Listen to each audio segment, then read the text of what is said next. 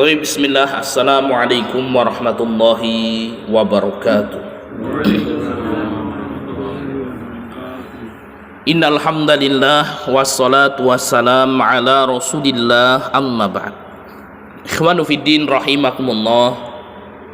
Rasul sallallahu alaihi wasallam bersabda dalam sebuah hadis yang diriwayatkan oleh Ibnu Majah dan Imam Tirmizi. Beliau sallallahu alaihi wasallam mengatakan, "Man kanatid dunya hammahu, farraqallahu alaihi amrahu, wa ja'ala faqrahu baina 'ainaihi, wa lam ya'tihi minad dunya illa ma kutiba lahu. Wa man kanatil akhiratu niyyatahu, jama'allahu lahu amrahu, wa ja'ala ghinahu fi qalbihi, wa atadhu dunya wa hiya raghimatun." Kata baginda Muhammad sallallahu alaihi wasallam, barang siapa yang menjadikan dunia tujuan utamanya, maka Allah subhanahu wa ta'ala akan mendatangkan kepadanya tiga hal. Yang pertama akan mencerai-beraikan urusannya. Yang kedua akan menjadikannya kemiskinan, tidak pernah merasa cukup, dan dijadikan kemiskinan itu di depan pelupuk matanya. Kemudian yang ketiga, dan tidaklah duniawi datang kepadanya melebihi dari apa yang telah Allah subhanahu wa ta'ala tetapkan baginya. Wa man kanatil akhiratu niyatahu, barang siapa yang menjadikan akhirat sebagai tujuan utamanya, maka Allah subhanahu wa ta'ala juga akan memberikan kepadanya tiga hal. Yang pertama, jama'allahu lahu amrohu, Allah subhanahu wa ta'ala akan menghimpunkan urusannya, Allah akan bantu urusannya, Allah akan mudahkan segala langkah dan urusannya di dunia. Wa ja'ala ghinahu fi qalbih, dan Allah subhanahu wa ta'ala akan jadikan kekayaan itu di dalam hatinya. Artinya akan Allah subhanahu wa ta'ala cukupkan. Wa atadhu dunya wa hiya rahimatun, dan dunia akan datang kepadanya dalam kondisi rendah, tidak bernilai di hadapannya. Ikhwanu fiddin rahimakumullah. Dari hadis ini kita bisa mengambil sebuah pelajaran yang cukup menarik dan cukup bermanfaat. Faedah pertama dari hadis ini menjelaskan kepada kita tentang keutamaan cinta kepada akhirat dan zuhud dalam kehidupan dunia. Kemudian faedah yang kedua, ketika seseorang orientasinya kepada dunia, orang hidup yang menjadi tujuan utamanya adalah dunia, tidak pernah terbetik di dalam dirinya untuk mendapatkan akhirat, tidak diniatkan aktivitasnya untuk mendapatkan akhirat, maka janji Allah subhanahu wa ta'ala bagi orang-orang yang hanya mengejar dunia, walaupun secara kasat mata orang ini masya Allah hidupnya bahagia, mungkin ya rumahnya tingkat bintang 7 misalnya, rumahnya, mobilnya megah, kemana-mana pakai pesawat pribadi ya, tapi kalau orientasinya dunia, pasti yang ada tiga ini. Nah, ini janji dari baginda Muhammad SAW, dan tidak akan mungkin salah. Siapa saja yang orientasinya dunia, yang pertama yang akan ia dapatkan, farraqallahu alaihi amrahu, Allah akan cerai beraikan urusannya. Orang tersebut pasti akan mendapatkan suatu problematika dalam hidup yang tidak akan pernah ada habisnya. Walaupun secara kasat mata orang melihat, oh masya Allah ini orang bahagia, padahal hancur kehidupannya. Kenapa? Karena farraqallahu alaihi amrohu, Allah subhanahu wa ta'ala cerai beraikan urusannya, Allah subhanahu wa ta'ala cerai beraikan kehidupannya.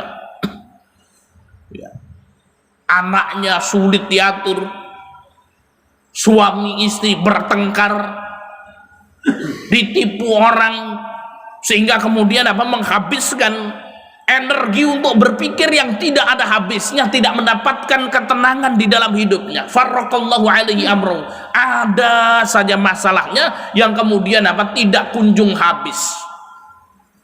Kemudian yang kedua, waja'ala faqrahu baina ainaihi, akan dijadikan kemiskinan itu di depan pelupuk matanya. Artinya apa? Kemiskinan itu akan Allah Subhanahu wa Ta'ala datangkan dan dihadapkan di depan matanya. Artinya orang tersebut itu kurang terus, tidak pernah cukup.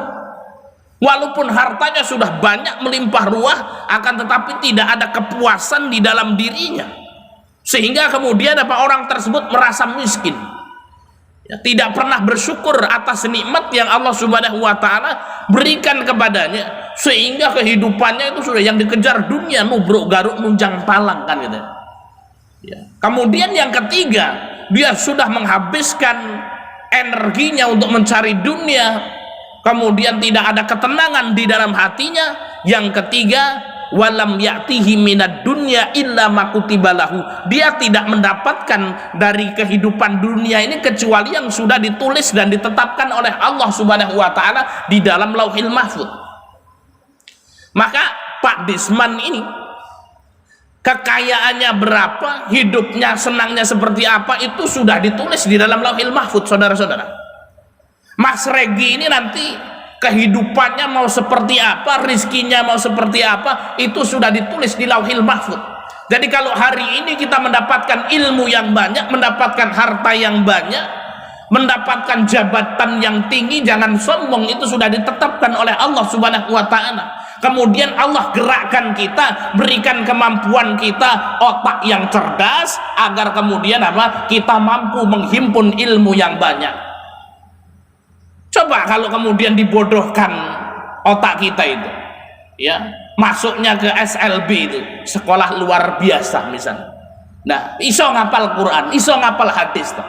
Ya, ini ada Pak Haji Kresno dulu pernah ngajar di SLB itu.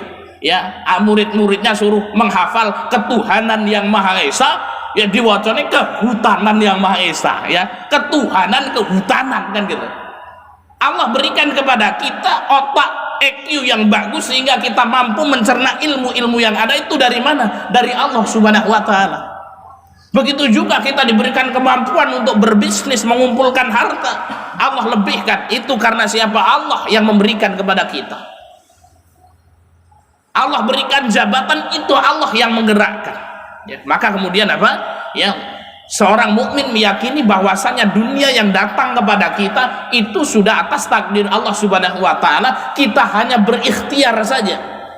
Bukan berarti kemudian ya wis lah, ya, sugih ora sugih, pinter pinter ngene iki wae takdir Gusti Allah. Enggak.